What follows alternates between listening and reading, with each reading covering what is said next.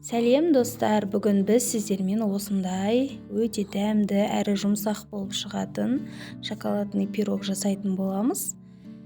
Ең алдымен електен өткізілген ұнымызға 3 ас қасық какаомызды салып араластырып аламыз. Және де оның үстінен қамыр қобыстқышымызды және ванилинімізді салып, тағы да бір араластырып аламыз.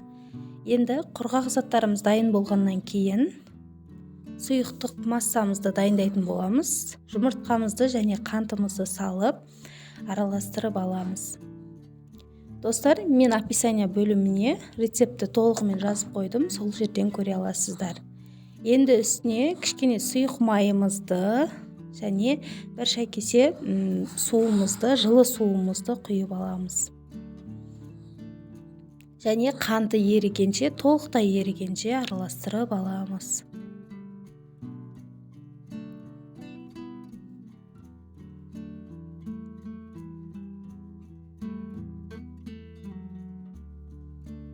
Сұйық массамыз дайын болып қалды. Енді үстінен алдын ала ерітіліп алынған шоколадымызды құятын боламыз.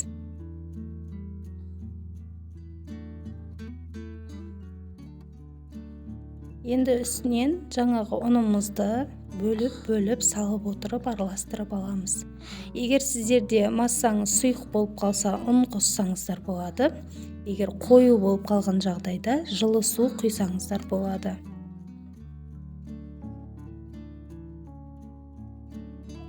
Достар, дәл осы рецептпен жасап, пирогымыздың ортасынан бөліп, торт қылып жасасаңыздар да болады.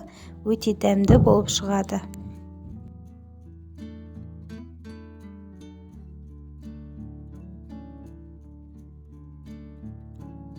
Міне, массамыз дайын болып қалды.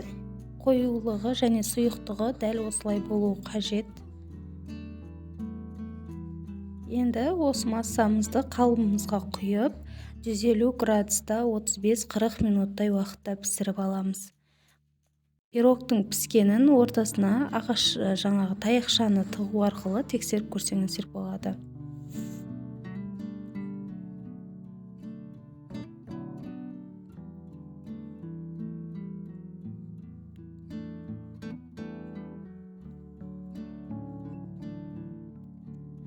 Міне достар, біздің пирогымыз пісіп шықты, өте жұмсақ әрі биік болып пісіп шықты. Толығымен пісті ортасына дейін.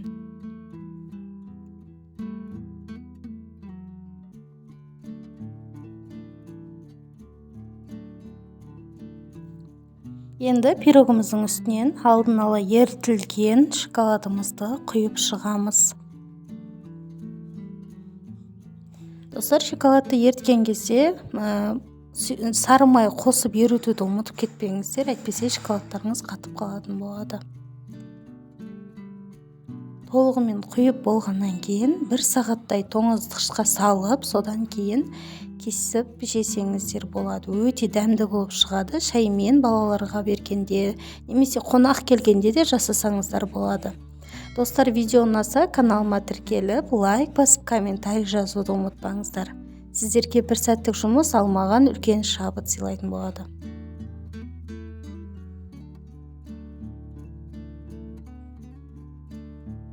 Міне сіздер үшін арнайлап пирогымды кесіп, ортасының толық піскенін көрсетейін деп шештім. Міне қарасаңыздар, өте биік әрі толықтай піскен. Дәмі өте керемет.